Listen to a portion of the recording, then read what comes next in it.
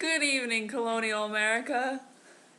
This is Making History Channel with Molly Bogish and Gabrielle Blacker. Today I was able to go into court of Miss Arena and view the trial where the British are persecuting the colonists for the start of the American Revolution. And today the colonists were fortunate enough to defend themselves. My name is Molly Bogish, and I will be interviewing Gabrielle Blacker on account of her review of the courts. You are. Now, Gabrielle, would you mind telling me who is the first witness you saw from the colonist side? Great question, Molly. It was Sam Adams, who, oddly enough, sounded exactly like our anonymous witness. Now, could you please elaborate more on this witness? What were his key points and what did he stand for? Rock on! Well, Molly, he sported the phrase, no taxation without representation, because showing that his natural rights weren't given to him as a colonist belonging to Great Britain. But also, he signed the olive branch position, which he made clear of, and that he really just didn't want war to break out. He just wanted his rights to be given to him. So the olive branch petition kind of shows that he wasn't really for starting war with England. He was more part of England and wanted to be part of England still, and wanted to keep things civil. Yeah. All right. Can you tell me how Mr. Adams did while questioning when he was under pressure? Well, Molly, he was very great under pressure of the court, and he was able to answer every single question, giving an answer that supported his cause and not backing down from any of the questions that he was issued. In 1965, I stood for colonial rights and no taxation without representation.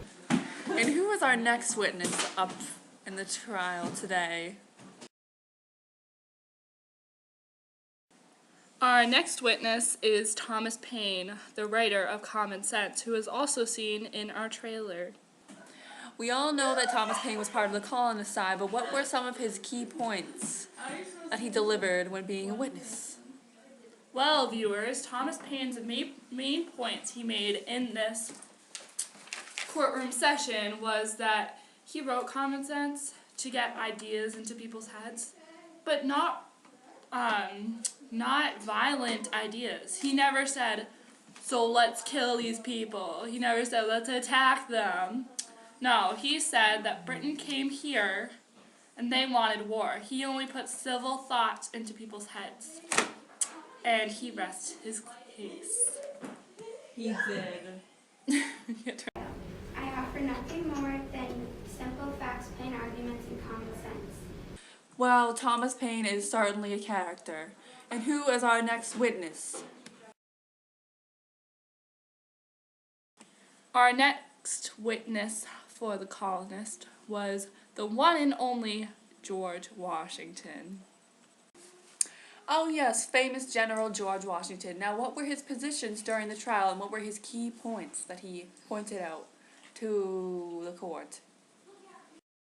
Well, viewers, his main point was that he was only there because he had military experience, and it wasn't which side he was on, really. It was just because he had military experience and was asked to be on the colonial side and fight for it.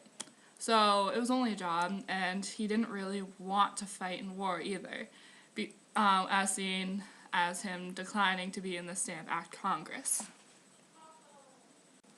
Also, he made a point that France was supplying them with all their materials, and if it weren't for France, the revolution would have never started. So he kind of said, colonists were not responsible for the start of the American Revolution. When the Stamp Act was established in 1765, I did not take a role in the colonial resistance. I didn't want to get involved to help the rebellion. I was given the role as Commander-in-Chief by the First Continental Congress because I had military experience. I was in charge of organizing and training the army and the military. was a representative man of this revolution, and when my army had a shortage of gunpowder and weapons and soldiers, they were supplied by our ally France. If France did not supply us, we may have eventually surrendered to the powerful British military. Here we have a very wordy next witness. Would you mind telling us who that is, Gabrielle? Our next witness, Molly, and the viewers, is Thomas Jefferson. How does Thomas Jefferson represent himself in the trial? Was he confident? Was he not confident? Thomas Jefferson presented himself confidently by stating that the British were the ones who almost forced the colonists into going into independence, that they took away their natural rights, and he was only trying to civilly bring them back by writing such documents like the Declaration of Independence and such. My name is Thomas Jefferson, and I am pleading innocent against the accusation of starting the Revolutionary War. I had many contributions to the rights of British America, but never believed it was necessary to become independent until those rights were overstepped. I was the author of many greatly known pieces of writing, such as a summary view of British American rights, or otherwise known as the Declaration of Independence.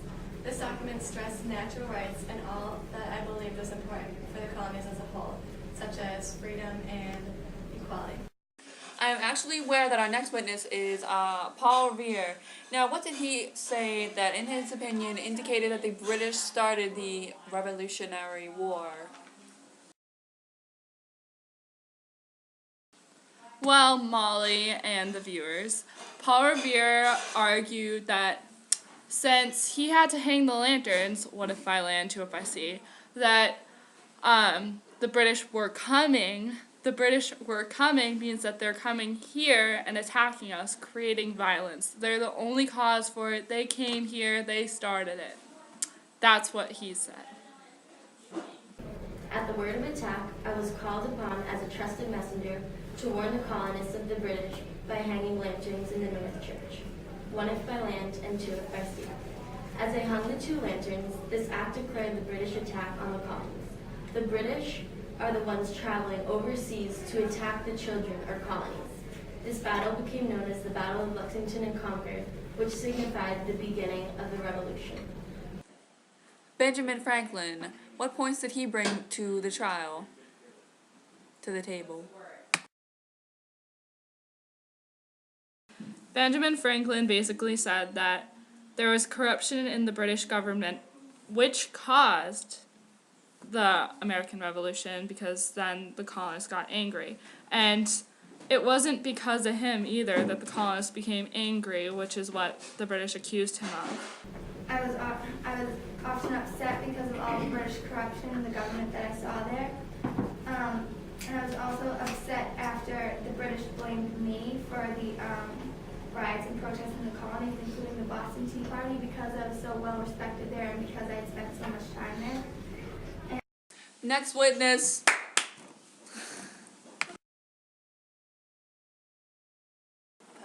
Our next witness is John Adams, and he argued to the court that even though he was part of the First Continental Congress, which boycotted Britain, he also was part of the Olive Branch Petition, where he begged for the British to come, be friends again with the colonists, and he really just didn't want to separate from Great Britain, which is part of why the colonists weren't part of the start of the revolution. I didn't think that it was fair that the king pushed taxes on us because we were barely even a country when he started to. The mother pushed us down again and fell on the ground. We gave the British so many chances to stop, and they never listened to us. We asked them to repeal the taxes. We gave them all a branch petition, which they ripped up into shreds, and then we begged them on our knees at the ground, but they pushed us away. And then that is all we have for today. We'll be hearing more about the verdict and the recall of the witnesses tomorrow. This is Gabrielle Blacker, And Molly Bogish. signing out.